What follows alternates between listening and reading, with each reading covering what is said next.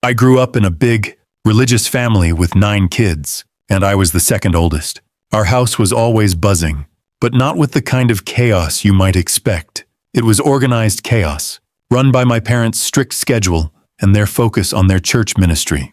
My older sister, Jane, and I weren't just kids. We were like extra parents, adults, including mom and dad, called us Jane and OP and the kids, as if we weren't part of the kid count.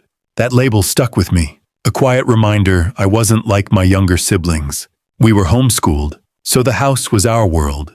No school bus, no classrooms, just us, all day, every day. My morning started early. I'd roll out of bed, head to the kitchen, and whip up breakfast for the younger ones. Pancakes, oatmeal, or scrambled eggs, enough to feed a small army. While they ate, I'd get them started on their schoolwork or activities, making sure books were open and pencils were moving. Only then could I crack open my own books. Jane, a night owl, slept in. Her job was handling the baby at night.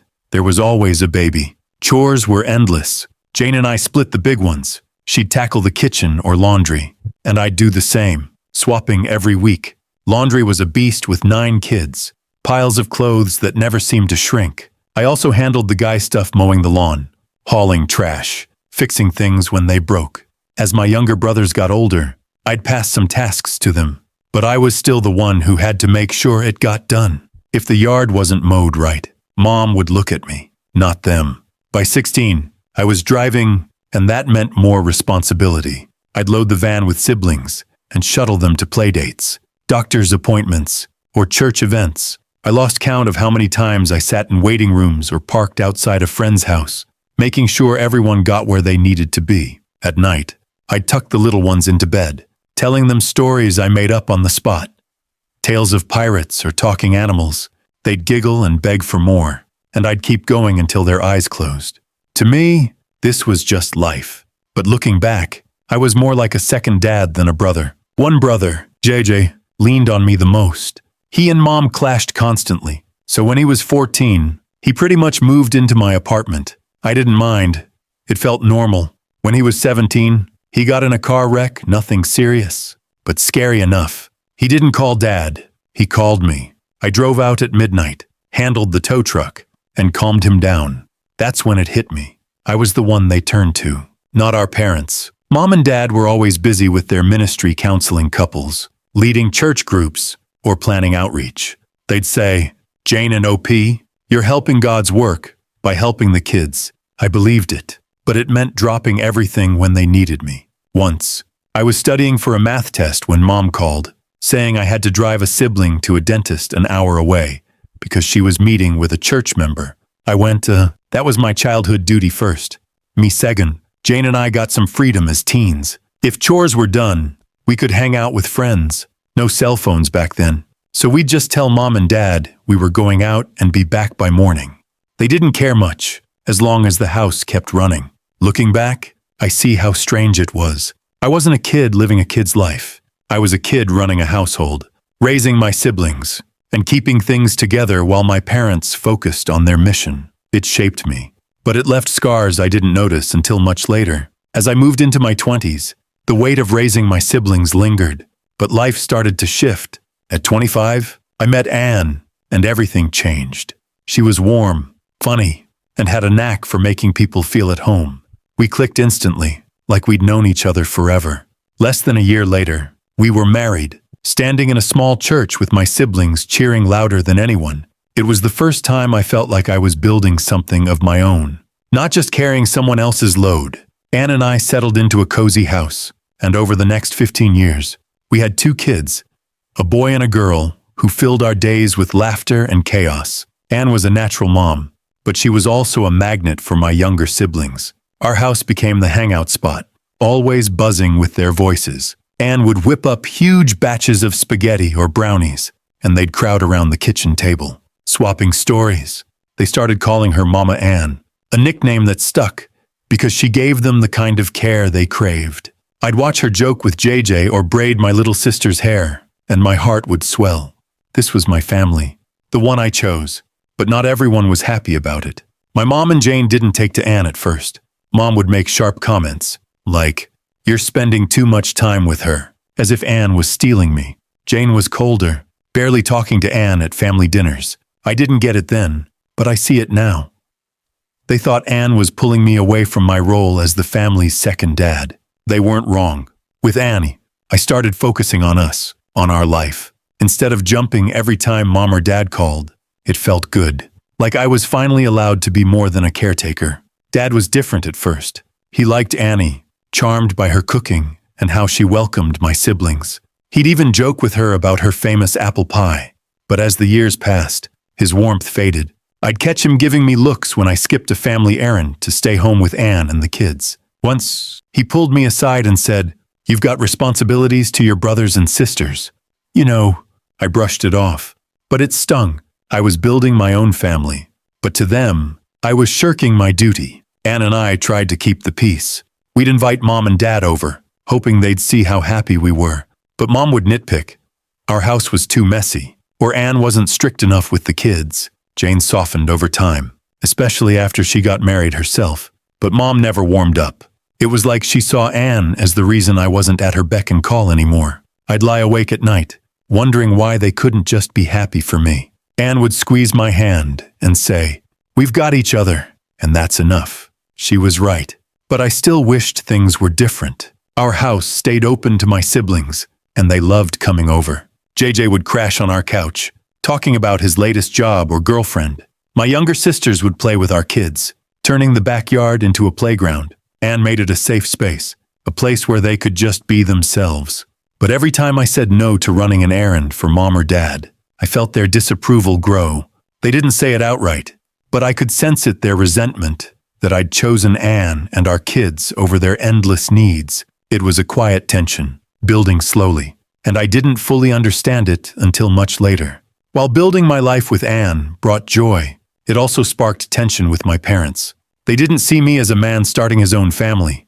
They still saw me as their helper, the one who'd drop everything for them.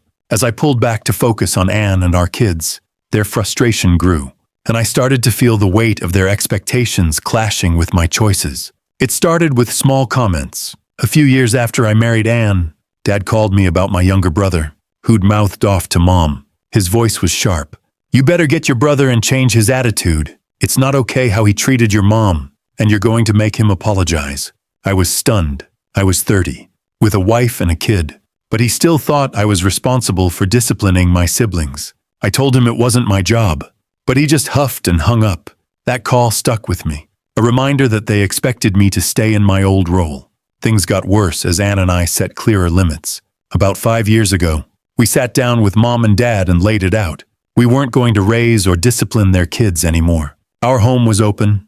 My siblings could come over any time, but we weren't their parents. Anne was firm but kind, saying, "We love them, but we've got our own family to focus on." I thought they'd understand. Instead, Mom's face tightened, and Dad said, "Family helps family." They didn't argue outright, but their coldness said enough. After that, family gatherings felt strained, like we'd crossed a line they couldn't forgive. Their resentment showed in little ways. Mom would call, asking me to drive a sibling somewhere, and when I said I was busy with my kids, she'd sigh, "Well, I guess we'll manage." Dad stopped joking with me, his conversations short and clipped. Once, at a family barbecue, Mom snapped at Anne for letting our son eat too many cookies. As if Anne wasn't a good mom, I stepped in, saying, "She's doing fine." "Mom," the table went quiet, and I saw the disapproval in her eyes. It was clear. They blamed Anne for my shift in priorities, and they weren't shy about showing it. I tried to keep the peace. We'd invite them over, hoping they'd see our side. But Mom would criticize our parenting, and Dad would bring up my responsibilities to the family. It hurt, but Anne kept me grounded. "We're not doing anything wrong," she'd say, her hand on mine. Still, I'd lie awake, wondering why they couldn't let me go. Every time I said no to another last-minute favor, their resentment grew, like I was betraying them by living my own life. Looking back, I see how deep it ran. They'd relied on me for years, and when I chose Anne and our kids over their endless demands, they couldn't handle it. The tension built quietly, a wall between us that neither side knew how to tear down. I wanted their support, their pride, but instead, I got their judgment. It left me torn loyal to my family. but desperate to protect the life I'd built. As tensions with my parents grew, life threw bigger challenges our way. About a year ago, Anne tripped and badly injured her foot, leaving her unable to walk for weeks. She struggled to care for our kids, and I did my best to pick up the slack. Then, just as she started healing, I got hit with worse news. Doctors found I had kidney disease, which quickly turned into kidney failure. I've had several surgeries since, with another one looming in a few weeks. It's been the hardest year of our lives, and my parents' response made it even tougher. I hoped Mom and Dad would step up, especially with Anne hurt and me so sick, but they didn't. They'd promised to help, like watching our kids, so Anne could rest, but then cancel at the last minute. Usually, it was because something ministry-related came up. Once, Mom said she'd take our youngest for the day, but an hour before, she called to say she had to counsel a couple at church. Anne and I scrambled to find a friend to help. It wasn't just one time over and over. They bailed, leaving us to fend for ourselves. Each broken promise felt like a slap. The worst part came when I heard about my sister-in-law. She lives out of state and had a baby 6 weeks ago. Mom moved in with her, cooking, cleaning, and helping with the newborn. My sister-in-law called her a godsend. Dad drove up every weekend to pitch in. I was happy for them, but it hurt like hell. When our youngest was born, Mom couldn't spare a single night to help. Not one, knowing she'd drop everything for my sister-in-law, but not us, cut deep. I lay awake, wondering why we didn't matter as much. Last weekend, I was talking to my sister, one of the younger ones, who's always been close. I poured out my frustration, saying I didn't get why Mom and Dad treated me differently, even compared to Jane. She listened, then said, "They're mad you left them to deal with us." It hit me like a ton of bricks. They resent me for starting my own family with Annie, for stepping back from being their second dad. All the years of cooking, driving, and raising my siblings, they expected it to go on forever. When I chose Anne and our kids, they saw it as betrayal. Part of me felt relieved to finally understand their coldness. It wasn't my fault. It was their anger at my independence. But part of me was crushed. I'm scared about this next surgery, and I wish I had parents to lean on, to talk to. Instead, I feel like I just have people I co-parented my siblings with. Anne's been my rock, holding me together, but the hurt runs deep.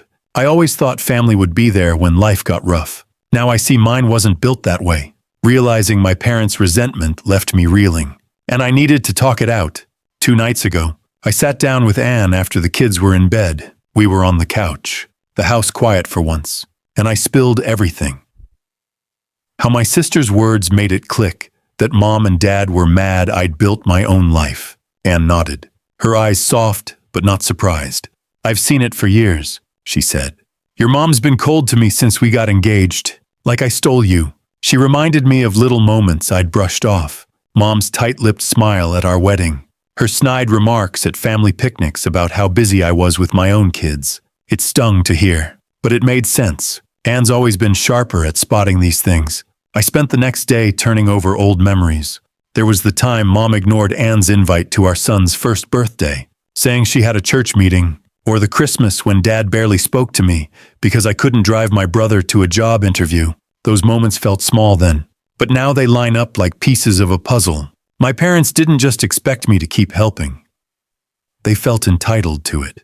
When I chose Anne and our family, they pulled back. Not with words, but with silence and judgment. Thinking about it made my chest tight, like I was mourning something I never really had. I've been wondering about therapy.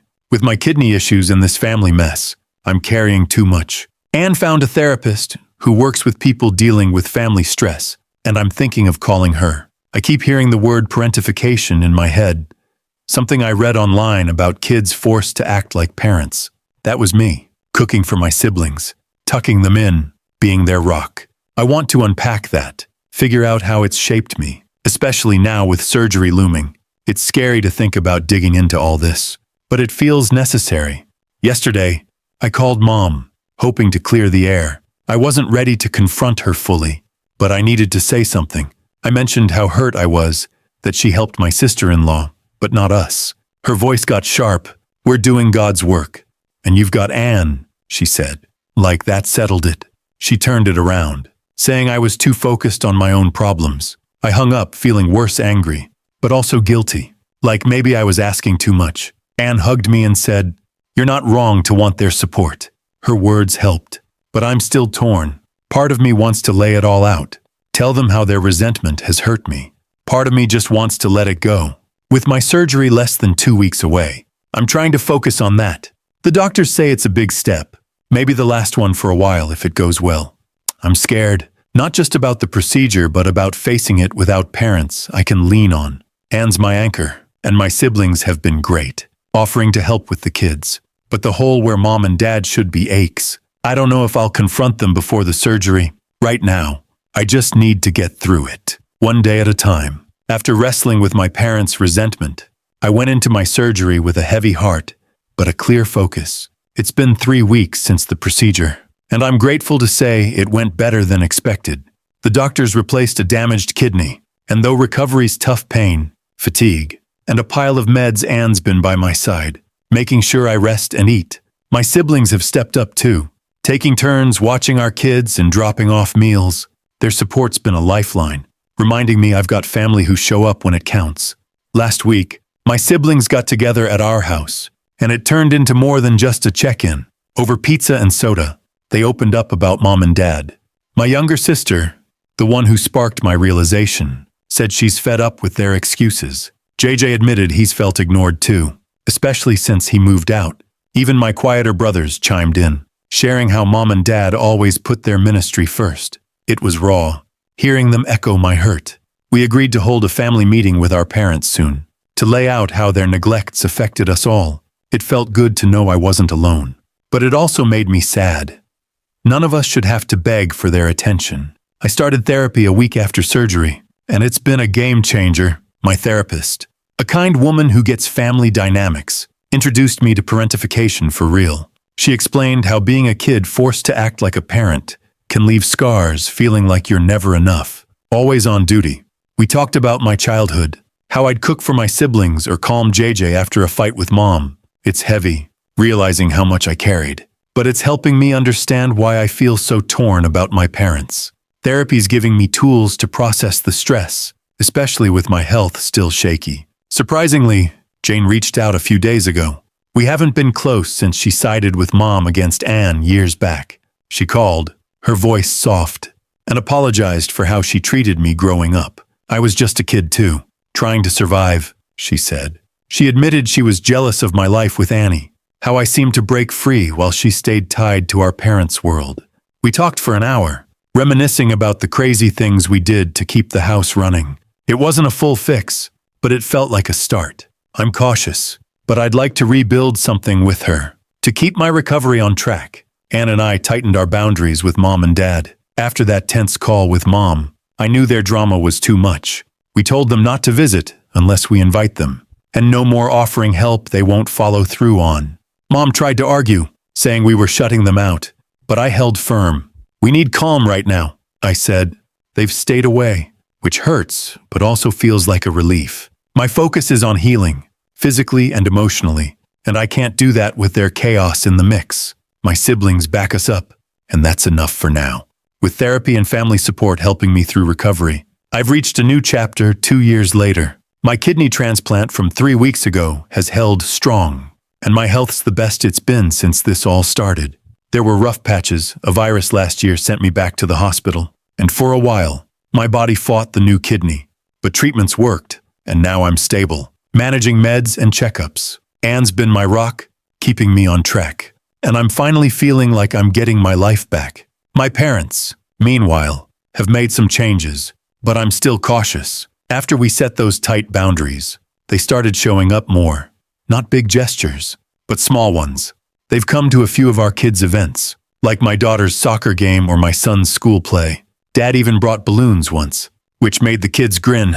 At first, I thought it was a show, but they've kept at it. Last month, we hosted our son's birthday party, and mom and dad stayed the whole time, helping with games and chatting with Anne like normal people. It was the most present they've been in years. Anne squeezed my hand under the table, and I could tell she was hopeful. I want to believe they're trying, but trust is hard after so long.